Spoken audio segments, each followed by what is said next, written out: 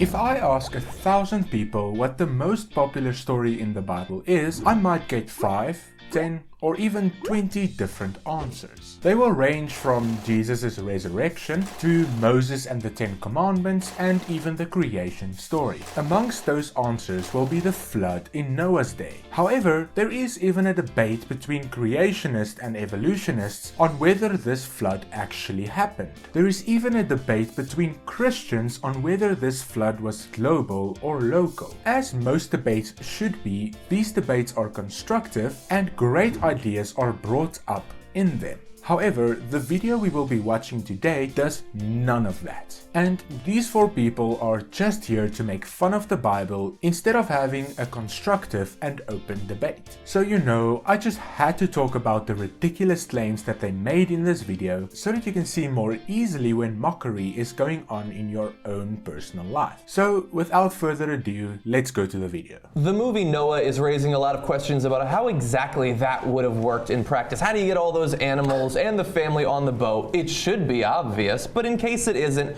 Carl Kirby is a former founder of the Answers in Genesis group. He's been on Brian Fisher's show, and they were talking about the actual science behind how you pack all those animals on there. Let's watch his explanation. Already you can see that there is a bit of underlying sarcasm in this introduction. However, that has nothing to do with the arguments they're going to present, so I will leave that for now. Also, just on that last point you said, I think it is kind of obvious to see how all of the animals would have fitted on the ark if you would just take a moment to listen to his arguments. It's an interesting thing. My biggest concern is that with that movie is that now to millions of people, that is the Bible. Because they're biblically illiterate. We live in a time where our culture is biblically illiterate. I'm going to have to agree with him on this one. It is very difficult to show something with extreme accuracy in a movie while still trying to keep a good storyline. So no matter what you read on the internet or what you hear in YouTube videos or movies, you always have to go back to the Bible to confirm whether that is a biblical perspective or not. The Bible has to be the basis for everything you do.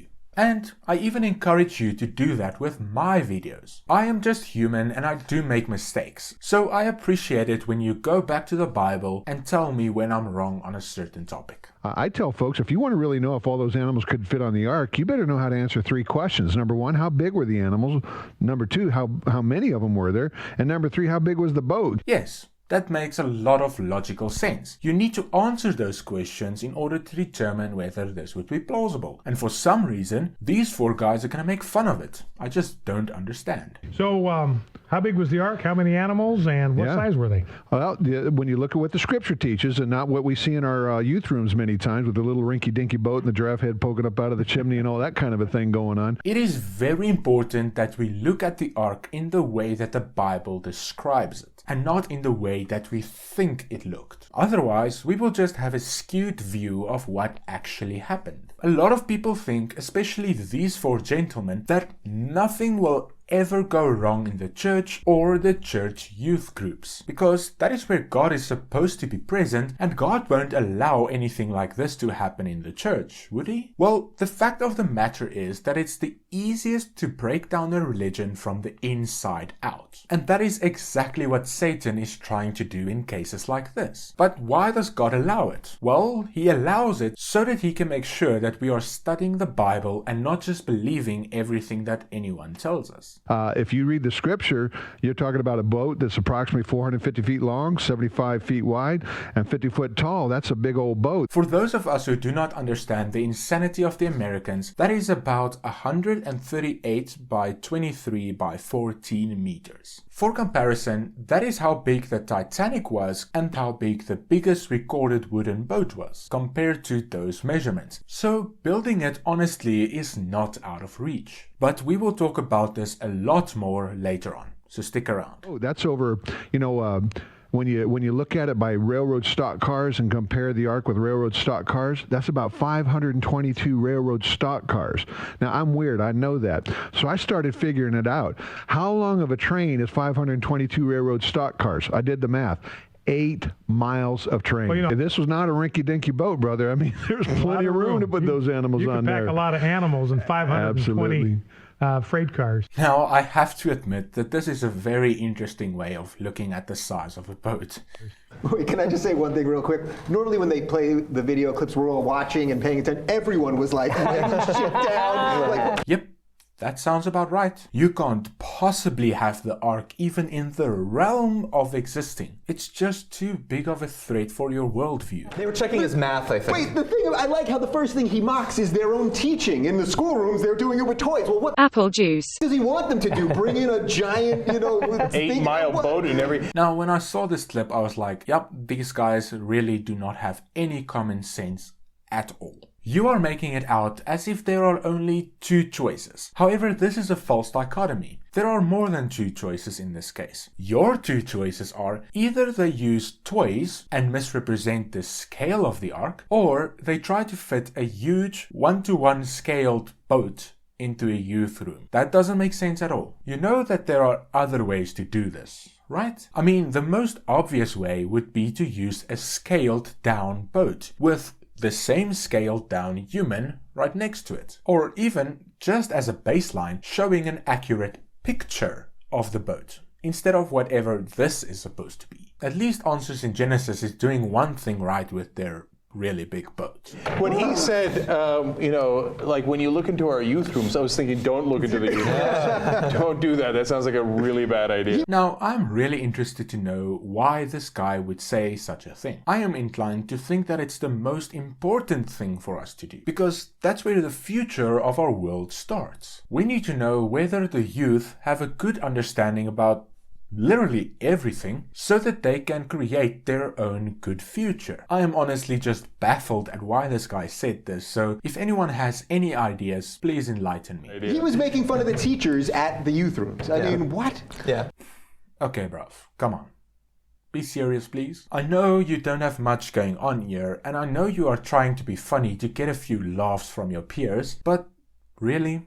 Are we really gonna dive that low? This is just a blatant misrepresentation of what he said. Let me show you the clip again, and you can decide for yourself if he was mocking the teachers. When you look at what the scripture teaches and not what we see in our youth rooms many times with the little rinky-dinky boat and the giraffe head poking up out of the chimney and all that kind of a thing going on. Where in this clip does he make fun of the teachers? He is simply pointing out that the pictures that are used to show to the kids are misrepresentations of what Noah's Ark really looked like. And that gives us a skewed view of the flood from the very beginning, from our youth. Now, let's flip the scenario around. Let's say that I am talking to an atheist, and this atheist tells me that the walk of the apes, or whatever this is supposed to be, is a misrepresentation of evolution. Now, if I were to go on video and respond to this by saying that this guy was literally making fun of all of the professors that teach evolution, you would obviously say that I'm just blatantly misrepresenting the guy's position. So why are atheists allowed to do this and Christians not? Well, here's the reason. It's because they don't have anything better to say, and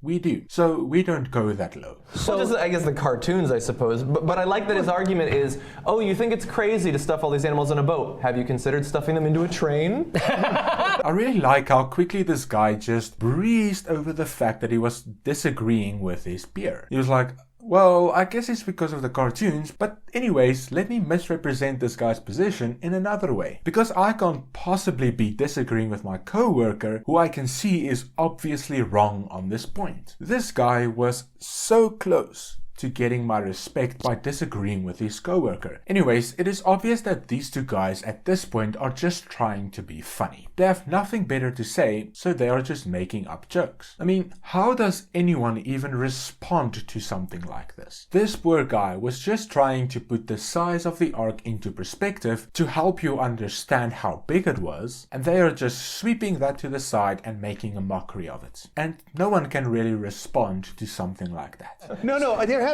that's the most amazing part of this. They're having a real conversation. Okay, and your point is?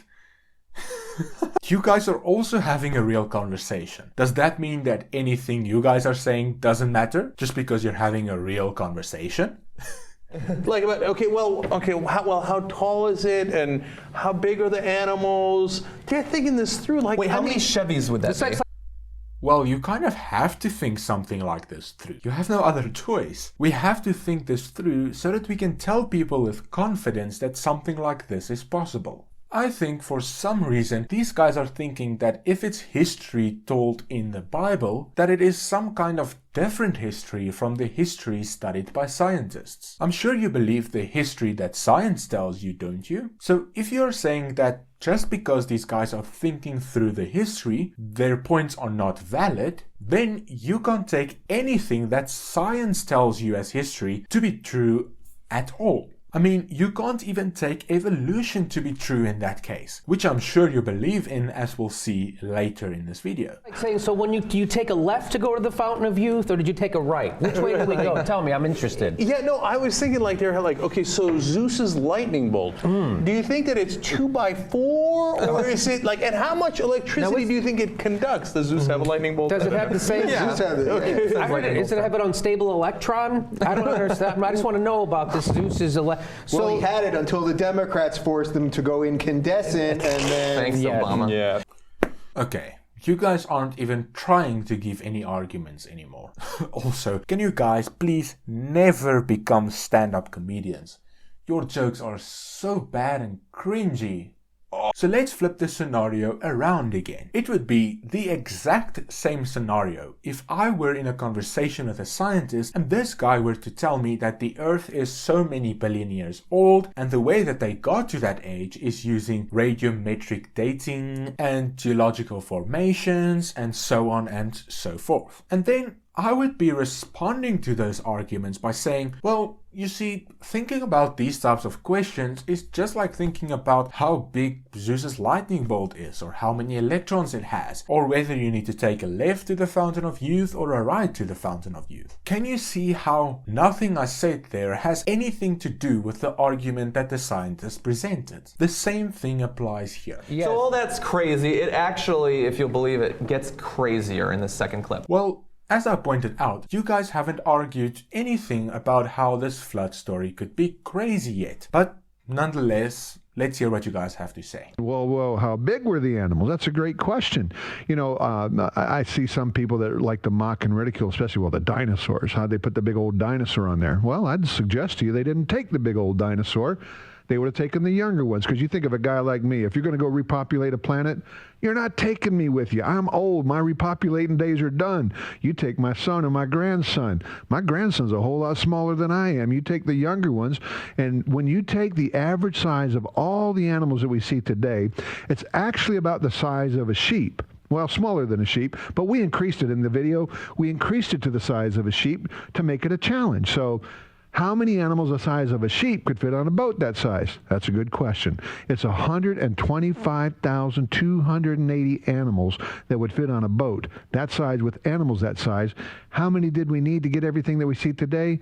I mean, if you were to push it as far as you wanted, you're talking about maximum 30,000 animals, and that's being super generous.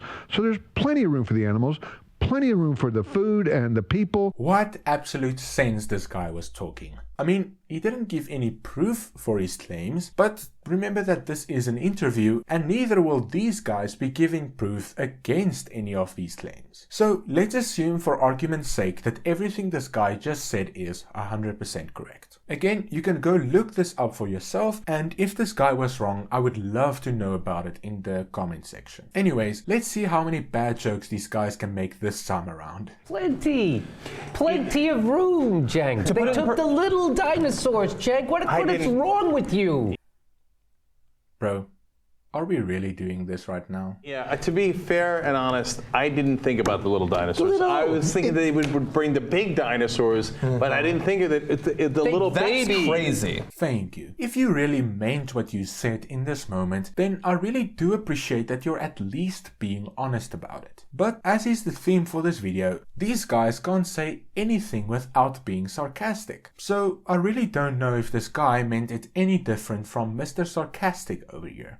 They took half pint, the T-Rex. They didn't take his dad. They took little Petey, not big Petey to the T-Rex. Even if they were A French bulldog, not like a Great Dane or something. Yeah, they could take the Tyrion of dinosaurs and they'd be fine. Well, now I think we've lost this guy to peer pressure. You see, This is why you can never have an honest discussion with people like this, because what might seem like something that's being said honestly was sarcastic all along. Also, I want you to notice what these two guys did in this clip. After he admitted that we as creationists have a good point, these two guys insisted that he change his mind. Because we can't have anyone ever on our side admit that those creationists have any valid points. Instead of backing himself up and going against what his co-workers are saying, he decided to cave into peer pressure and go beyond all rational reasoning, just like this guy did earlier. So I would like everyone watching this video to take that as a lesson. They believe that the flood began approximately 4,359 years ago,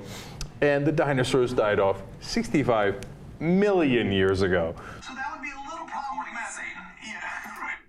Oh shoot!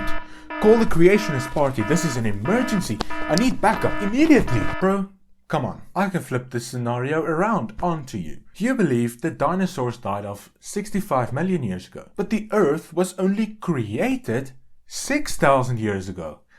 Can you see how that argument makes no sense at all? And the reason for this is that you first have to prove that dinosaurs died off 65 million years ago, which you will never be able to do, and only then can you make this argument. Also, the Bible makes the claim that the Earth was created 6,000 years ago and that all animals lived with humans. That would include the dinosaurs. This means that if you are going to argue anything about Noah's Ark, you have to take what the Bible says about other stuff into account as well. This guy, he does all this math. He's like, and then the freight trains, and then I did the 125,000 animals, and but he doesn't do the math of there are actually millions of species of animals in the world, so you couldn't fit them. 30,000 doesn't get you through the Beatles. Right? Exactly. Bro, why are we changing topics so fast? Is it because you just want to throw out as many unsupported claims as you possibly can? Or is it because you want to confuse your viewers by bombarding them with information that doesn't make sense? Now,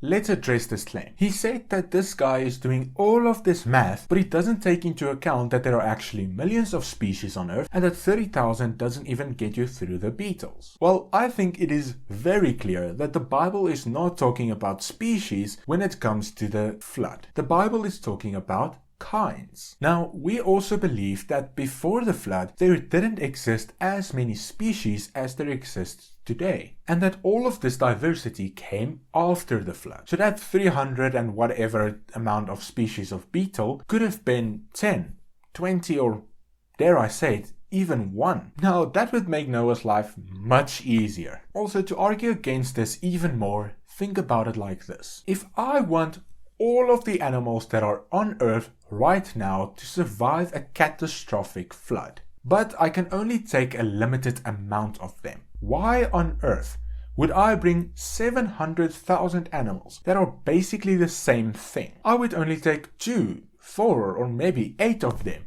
Who knows? It would be unnecessary to take them all anyways. And I think it is very reasonable to think that Noah argued in the same way, even if there were as many species when he was alive. So I hope that makes sense and that now you can see why that number seems incredibly low. And then he doesn't do the math of, oh, oops, the dinosaurs went extinct 65 million years ago. I really love how proud this guy is of himself for giving such a stupid response to a well thought out argument. You know, the guy making the claims about the amount of animals that were on the ark does know about evolution and does reject it as a theory before he deposited his claims. Well, not the whole theory of evolution, but most of it. As mentioned, the diversity part, we do agree with you guys on that one, although you make it seem like we don't. These guys were 100 steps ahead of you, my guy. I'm really sorry that I had to pop your bubble like that. Yeah. So they don't also, there's a couple of things. First,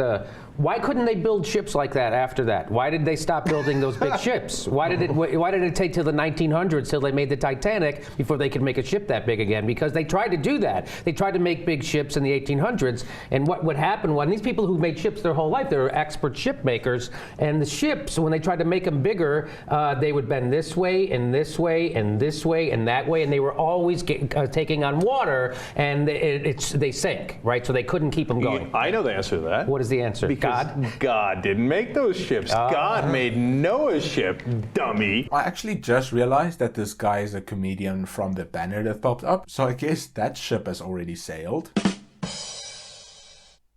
The reason they didn't build ships that big after the flood is for the same reason they didn't build ships that big before the flood. It just simply wasn't necessary. So I think it's obvious common sense to any normal person that Noah's Ark was an exception to the rule. I honestly can't think of a single reason they would want to build a ship that big after the flood, even if they could. Now, let's address the claim you made about the ships twisting and turning. Now, you are right that the ships do twist and bend like that, especially when they're made out of wood and are very large. However, let's consider the biggest wooden ship ever built. I present to you the Wyoming. Although it wasn't quite as big as Noah's Ark, it was still pretty big and can give us some reasonable data on how Noah's Ark would have worked. Now, as is usually the case, the atheist will leave out some critical information in a story like this to make it seem like it goes in their favor. And just note that I'm not saying this guy did that specifically, because he wasn't talking about the Wyoming specifically, he was just talking about wooden boats overall. But usually when atheists are talking about this wooden boat, they would say that it sank because it was twisting and turning like that. What the atheist tends to leave out in a story like this is that the Wyoming served for 15 years before it finally sank in a huge storm. Now, this is all critical information, because this guy made it seem like these expert ship makers would build these great ships and then they would go out on sea and twist and turn, take on water and sink. However, they leave out the point that a wooden boat can survive for 15 years before it sinks. And let me point out that that is much longer than the 1 year needed by Noah. Now, it is true that these ships tend to take on water much easier, and it is true that the Wyoming had pumps to get rid of the water. However, why are we assuming that Noah didn't have a similar system to that, or his own system entirely to get rid of the water? Then we just have to address this last comment made by this guy. If you read the Bible, you would know that God never touched Noah's ship. The only thing God did was give Noah instructions on how to build the ship, and God was responsible for closing the doors of the ship. That's it. Only those two things. And then, based on my previous argument, this doesn't even make sense even if it was true, because humans could build ships that lasted 15 years. The second problem with the second problem. Boo this man. Run. The second problem is Australia. So how did the animals get to Australia? Well, to be honest, I think it's really simple. They walked there.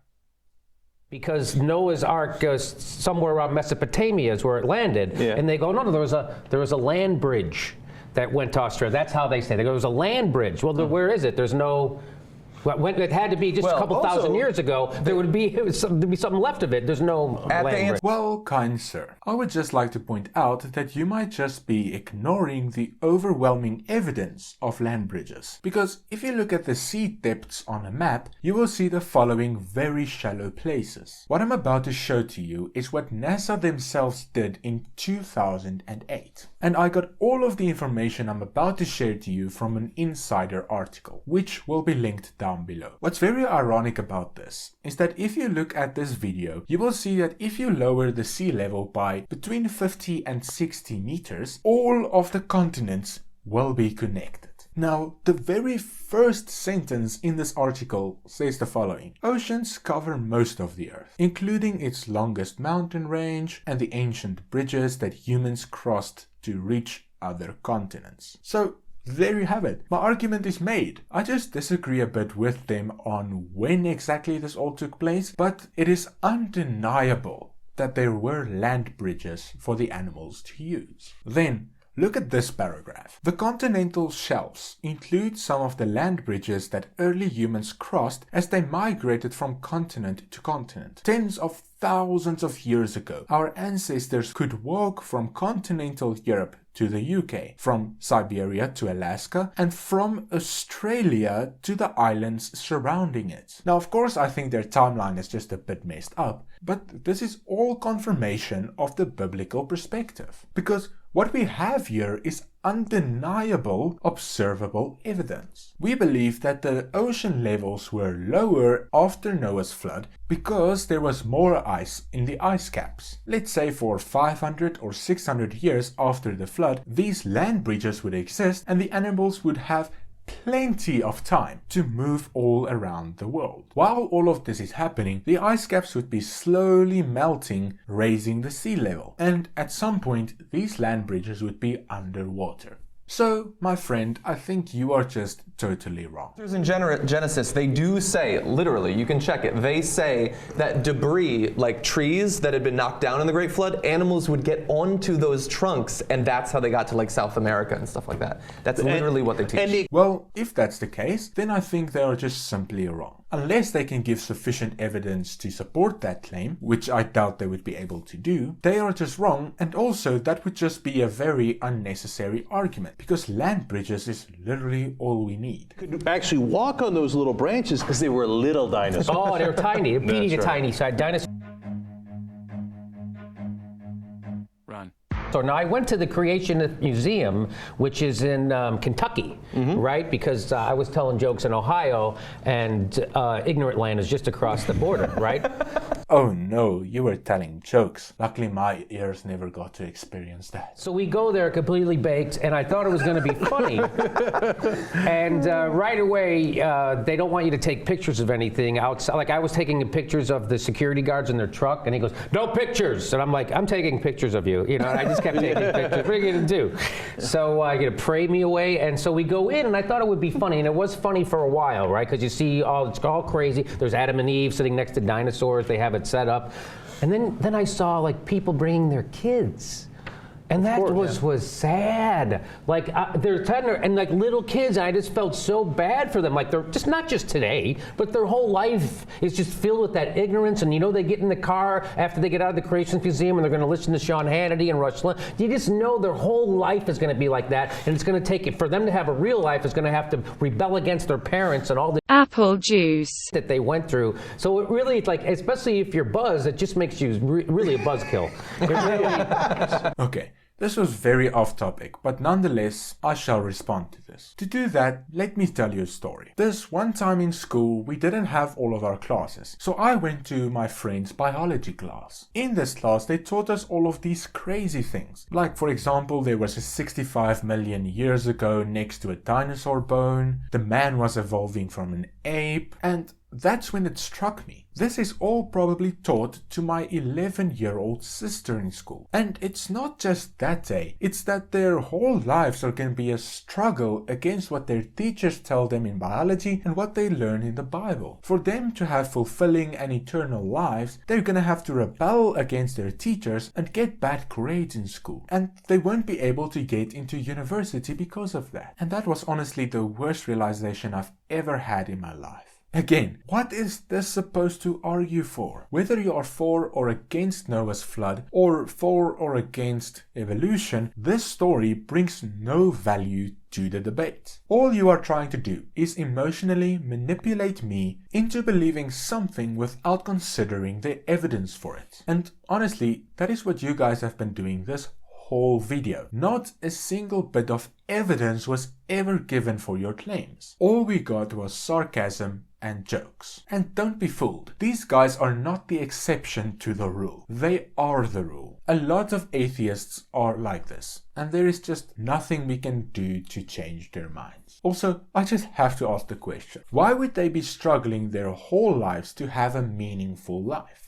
Being a Christian and having a meaningful life are not mutually exclusive. In fact, I think Christians tend to value life much more than other people do. So I guess this whole ramble was just to say that no matter on which side of the argument you are, it is not productive at all to be making jokes all of the time. And it is definitely not helpful if you're not going to present any evidence for your claims. Because that way, the people on both sides just get frustrated. I blame them for killing your buzz. buzzkill. I really do. They really did. I mean, let alone all the people that God killed with the flood. And then he kills your buzz on top of that. You know, has he no mercy? Sir, I would suggest that you rather not judge the moral acts of God and instead try to gather the non-existent evidence for your position. That's the third point. I'm sorry, Dave. The third point is, so they had to go through all this rigmarole. They had to build this ark and get all the animals and put it, because this flood was coming that was going to kill all the rest of the animals, and God wanted to save some. Well, why couldn't God just make new frickin' animals? Why would he just kill everybody, start over? Who gives a shit? You can make another giraffe. It's not a big deal. He's God. He could just be like, giraffe. Yeah. Okay, he'd be like, you know what? I'm going to go with a large dinosaur to start with. You want to know why God did it that way? It is because God has a plan to fix all of the problems we created for ourselves, instead of going around it and just starting all over again. He loves the creatures that he created, and it will grieve him much more to have to start over. God sticks to his promises. He promised to save humanity and defeat the serpent. And starting all over again after the flood would go against that promise. I know that you will never be able to understand that, because you will never try to understand that. You just want to make jokes and get some laughter out of it. So there you have it, my brothers and sisters. Another horrible video created by atheists who think they know a lot, when in reality they're just making themselves look like idiots to the people who actually go think about this. I hope that you enjoyed the video, and I hope that you got a little bit more clarity on Noah's flood and the ark now. If you want to see me debunk other dumb videos just like this one, then I will put the playlist to all of my reaction videos on screen right now. Thank you all for watching this video, and I will see you in the next one. Cheers!